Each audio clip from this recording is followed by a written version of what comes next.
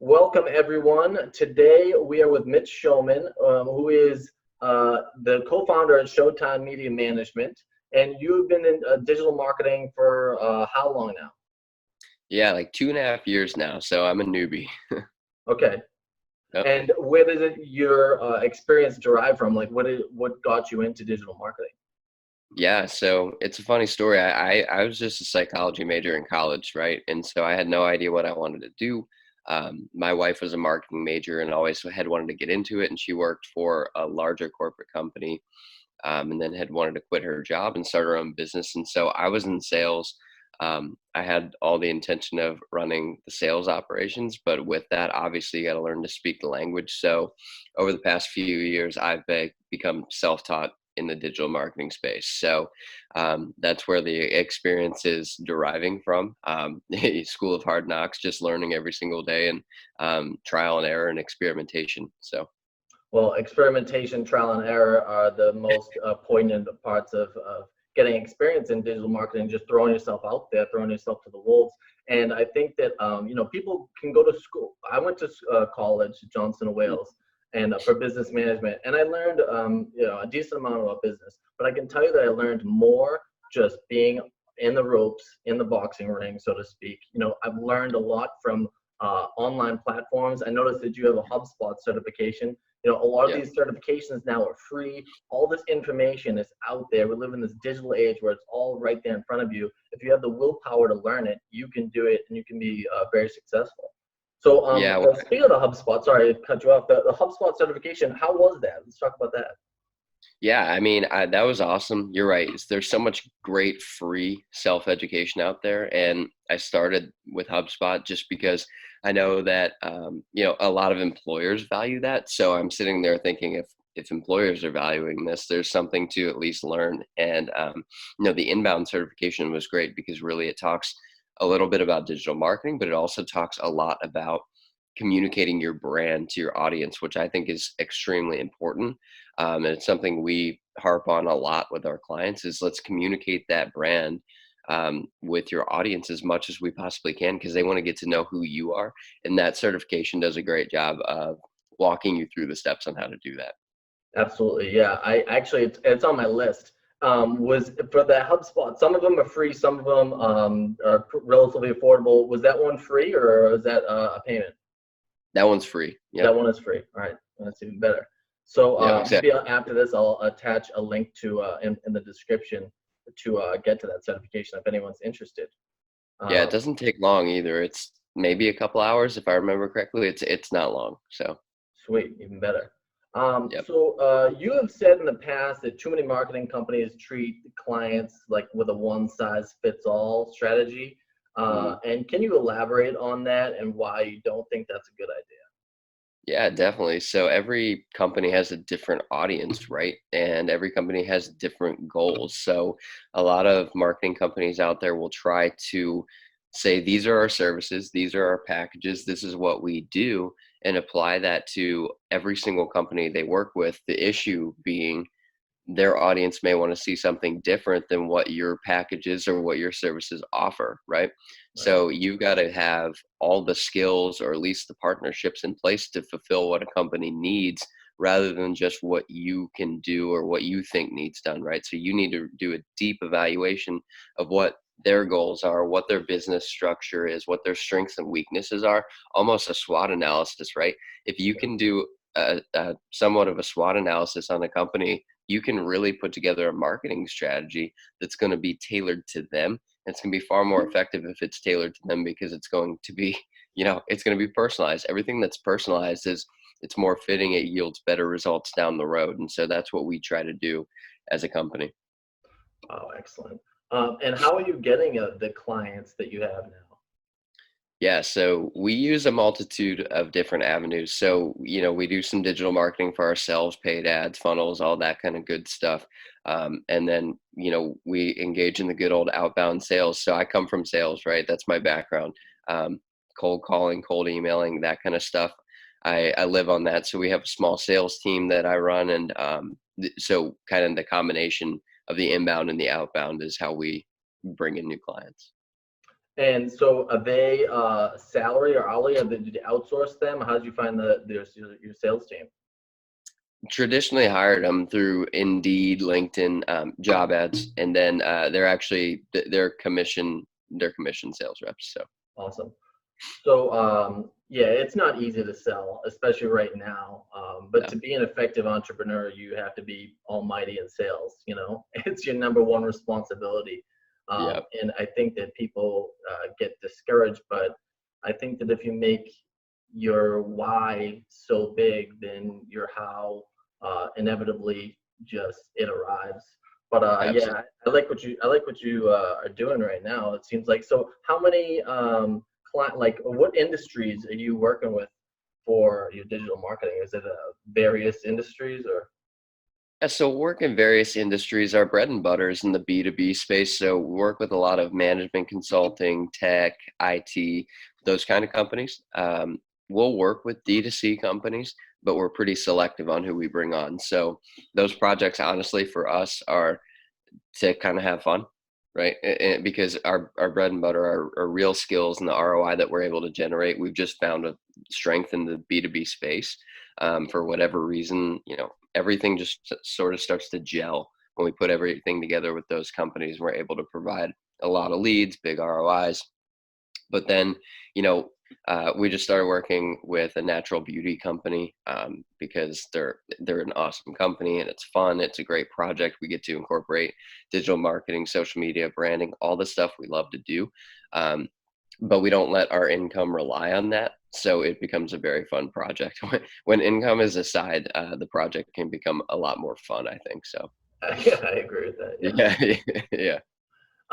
So you had mentioned funnels. Are you using ClickFunnels? Are you a fan of like WordPress, like versus Shopify, or what's your thought on that? Yeah, so as far as funnels, I'm a layman when it comes to tech. I'm not very skilled when it comes to building websites and landing pages and coding and all of that stuff. So, ClickFunnels for me is extremely simple. If people out there haven't tried it, I would at least urge you to try it, even for just a month. Build a funnel, see how easy it is, see if it could be effective for your business. I think that the biggest mistake that I see with the clients we work with when it comes to running PPC and Facebook ads and all of those kind of things is that they're sending the same ads to the same people over and over and over again. There's no audience segmentation, right? So funnels makes that extremely simple to hit the different people at the different levels of your funnel with different content, and it's awesome. So Yeah, I agree with you. yeah. So what do you think about Facebook ads right now? There's been a little bit of a jump for some people. They're saying that Facebook ads have become expensive versus other paid advertisements. What are your thoughts on Facebook Yeah. They're becoming more expensive, right? But as more people advertise and as more users come on the platform, they're going to become more expensive because Facebook is a business, right? They're going to capitalize on the opportunity that's there. It's still cheaper than AdWords. You still pay a lot more for the clicks on Google AdWords. So for me, if you're in an industry where Facebook ads are going to allow you to easily target the market you want to hit, I ads? still think they're really effective, right? They are more expensive than they used to be, but I don't know if you follow Gary Vee or not, but Of course, we all. If yeah, you don't follow Gary Vee right now, you're I out would of the say everyone follows Gary Vee, right? But he always talks about how he'll say, "I told you so," when you talk about running Facebook ads. And so basically, my thought on it is, if you're just starting out, you just kind of miss the cheaper days, right? And they're going to go away, and it's going to get more expensive. Um, and so that's kind of my thought on it. I still think it's very effective for companies that can easily target their target audience. Yeah. So for content, right? You are working with these companies and you're work with their social media. Are you creating content for them? Are you? So I've talked to some digital marketers who advise, the clients on how to create content, but they don't do it for them themselves. So what's your thought on that? What do you guys do? Yeah, so most of the time we're creating the content for the client. Most of the time we'll basically run consultation sessions where we go through and we brainstorm and all of that, and then we'll go back and create it and send it to them for approval and make revisions and all of that kind of thing. Mhm. 1% of the time, we'll have a client that has the in-house capabilities to do it themselves. At that point, we'll go through strategy sessions and allow them to go back, and then we'll kind of do the approval of it. So 1% of the time, it'll be an opposite fashion, right? But most of the time, we're creating that content. Yeah. So you have talked about humor, incorporating humor and being human in email marketing. And I think that I saw a LinkedIn post. You specifically talk about email marketing, but in marketing in general, what are your thoughts on incorporating humor into your marketing strategy? Yeah, I think it depends on your business personality, right? The voice that you're putting out there. But I use humor as an example because I think a lot of companies can use that to their advantage. But at the end of the day, it's really about showing a personality, whatever that personality is, right? So ours is a little bit of humor. I don't think we're extremely funny, but we try to incorporate a little bit of lightheartedness into the things that we put out there. Um, and I think that as a business, you need to step back and you need to look at, okay, what's our brand voice? I mean, at the end of the day, that's what it is, right? It's your brand voice, and then you need to effectively communicate that. Too many people get robotic. They want to look smart. They want to look impressive, all of this stuff. Just look like you, and then your audience is going to want to buy from you because people want to buy from people. They don't want to buy from robots. It's the same thing. I always walk people through the marketing process and compare it to a sales process. And if you've ever sold anything, you've never picked up the phone, called somebody, and they bought from you in the first minute of the conversation. It doesn't happen. You got to build a relationship. You got to build trust. And the only way to do that is with empathy and showing that you're a human being. Same thing's true in marketing. You're just doing it in the digital sphere. Absolutely. Well, yeah, being human, being authentic, I think is something that's underrated and overlooked in some capacities. And people don't want to buy from businesses. People want to buy from people. Yep. Yeah. So I've had some people like, it's funny, like you have some people reach out to you via like LinkedIn or sometimes DM you, and they try to go for the sale. Like they try to go for the jugular within like the second sentence. You're like, I Yep. don't know anything about you. Let's Nope. like, let's chat. Let's, introduce me to what you do and let's talk for a little bit and develop a relationship. And later down the line, if I think Yep. that you're a good fit and that my life is going to be enhanced because of the skills that you can provide, then we can do business. But it's incredible to me, like, going back to Gary Vee. What does he say? Jab, jab. What is it? Jab, jab, jab, right hook. Yeah, jab, jab, jab, right hook.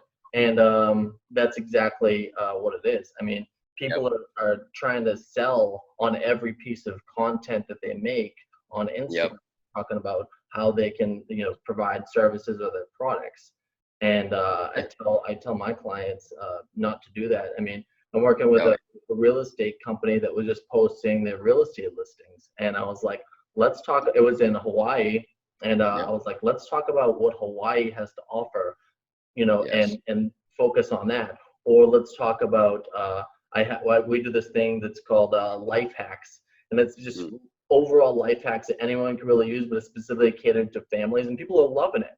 I Yeah. posted a That's awesome. picture of humping it because in Hawaii they have whale season from I Okay. think January to May, and I posted some photos of whales, and it was like the most impressions that we got versus just showing vacation rentals, trying to sell vacation rentals. Yeah, I think a lot of people run into that, especially Instagram's easy to run into that, right? Because a lot of businesses don't know how to use Instagram very well. Mhm. And so they run into always just trying to put out sales content. Every single thing is trying to sell whatever they do. And so we deal with the same thing. It's okay, we need to create content that's not sales content because if you're just constantly hitting people with sales content, it's scroll past, probably unfollow, right? Yeah, I mean, exactly. so. Yeah.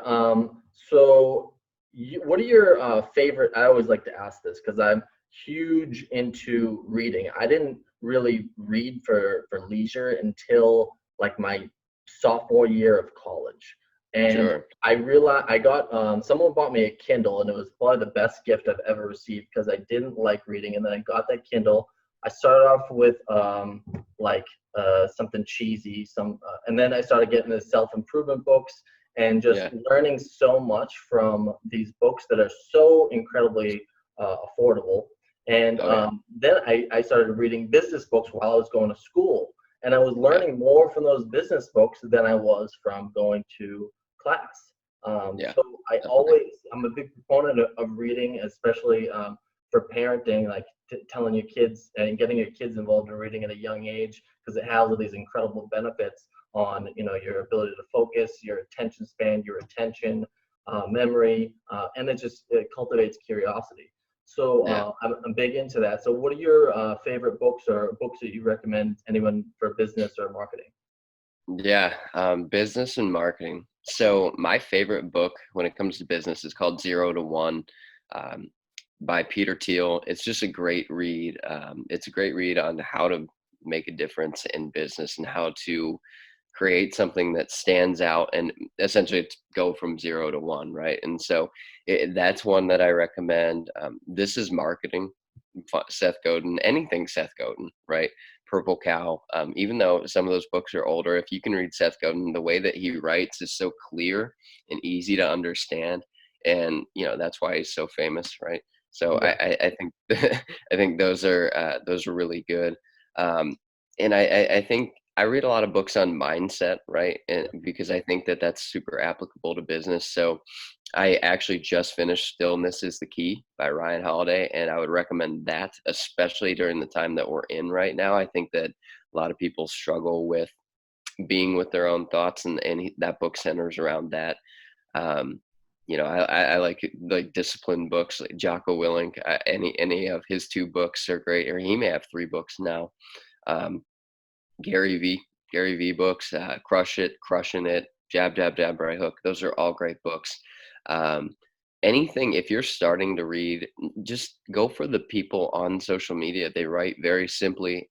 They write in ways that are easy to understand. They write in ways that allow you to apply things to your business today. There's no complication to it.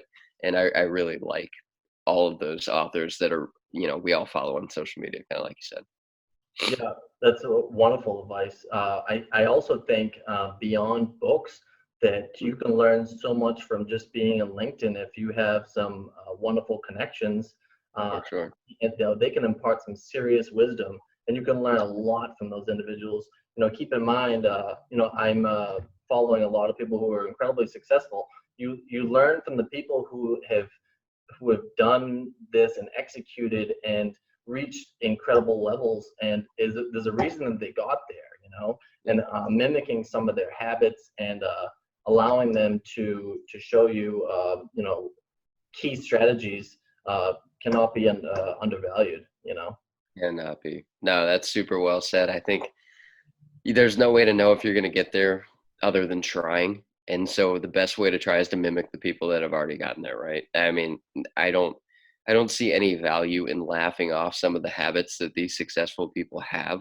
And so I think they've gotten, like you said, they've gotten to where they've gotten for a reason. And so try to follow what they've done to get there. That's exactly what you can do. Yeah, absolutely. So earlier before we started recording, we talked a little bit about Nashville and how it's going right now amidst COVID. And I think it's important for people to understand. Someone from Boston. People from different regions of the country to know how other regions are doing and what's happening there. So can you talk a little bit about Nashville right now and its current economic state? Yeah, yeah, I agree. I think it's important because I think people don't really know. We're kind of shut down everywhere, right? So no one knows what's going on anywhere but where they're at. Nashville is opening back up, so we're at half capacity in restaurants and bars and everything like that.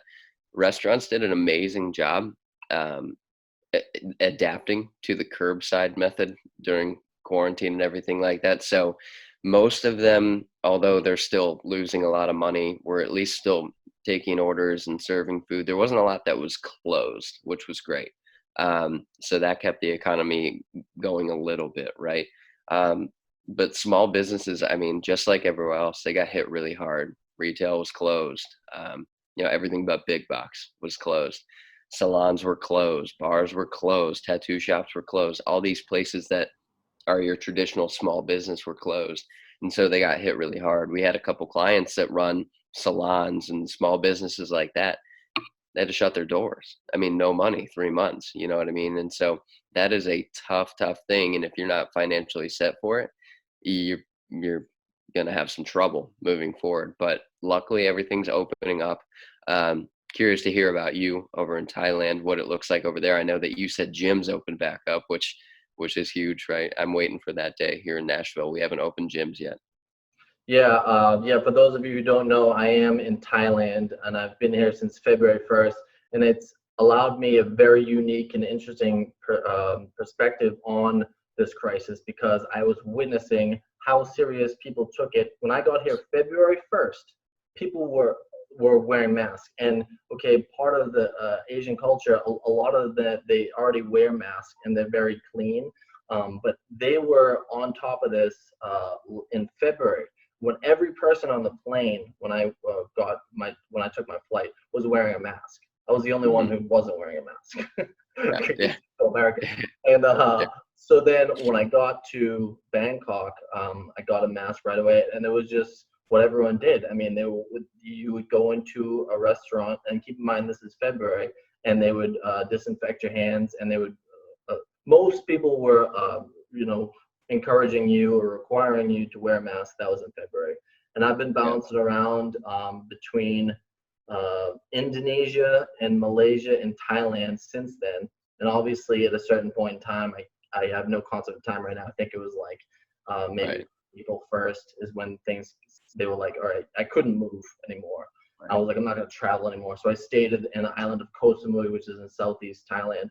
And I just think that honestly, that they were way more structured, way more prepared, and way more logical about things. Like they didn't have protests. They didn't have protests at their state houses, and they were just like, they were listening to the officials who recommended guidelines that were in their best interest, and we were rewarded for that. And now, as of about 4 days ago, the gyms opened, which was the big thing for me. But like I think a week and a half ago, the restaurants and businesses started opening. So I can sit down and go out to eat right now, and being able to go to the gym is huge. But it's different. I don't want to compare it too much, because the U.S., the population size and everything that's going on in the U.S. is much different than Thailand. But there are less than 100 deaths because of COVID here. Wow, that's awesome. Yeah, I think that, I mean, mid-March, I was sitting in an auditorium at a show. You know what I mean? We didn't take it seriously at all. Nobody was wearing masks. It was definitely, we were late to the party, put it that way. Yeah. So I want to end off with your message to anyone who wants to get into digital marketing, and what you'd advise them to do and how you'd advise them to begin. Yeah, couple things. Number one is just go. A lot of people think, oh, I didn't study this, or I don't know how to do it, or it's too difficult. It's not too difficult, right? There's so many self-taught marketing people, and there's so many, like we talked about earlier, self-education platforms out there. And that's the second part. Go and then start educating yourself, right? Make the move, try to find somebody that's willing to work for free. And, we talked about Gary Vee. Find somebody that's willing to let you learn with their stuff. Find a small business that'll let you run Facebook ads or PPC ads or run their social media. Do it for free and constantly learn and teach yourself and practice where you can do it. That's how we got started, right? We didn't have a portfolio. We didn't have anything when we started. So how are we going to get a client? By working for free and extremely cheap, and every day studying and learning to get better. And those two things, I think if you can just take the step, start, and then educate yourself every single day, which I still do, you still do. People that are good at what they do are always educating themselves and moving forward. And so if you can do that, you can be a digital marketer. I promise you that. Beautifully said. I agree with you on every single thing that you said. Educating yourself constantly, because no matter how much of an expert you are, there's always more to learn. Always. That goes for anything. There's always more to learn. So always be learning, always have a thirst for knowledge. I did the same thing as you, Mitch, in terms of how I started. I worked for free. I wanted to get into specifically for WordPress because I wanted a portfolio. Who's going to hire me to help them build their website if I don't have a portfolio? Right. So I offered to do WordPress websites for free, and I did several for free, and then I developed a portfolio. And now when I charge the clients, I'm just constantly adding to the portfolio for reviews. A Google My Business, guys out there listening, you can do a Google business for free. Okay, Yep. you do it for free. Your listing is for free, and then you can send a link to your previous clients, customers, and ask them for a review, so you have social proof. It's all right there for you for free. So wonderfully said, Mitch. I really appreciate you talking with me today. I think this is great, and I hope you take care of yourself, and hopefully we can talk again soon.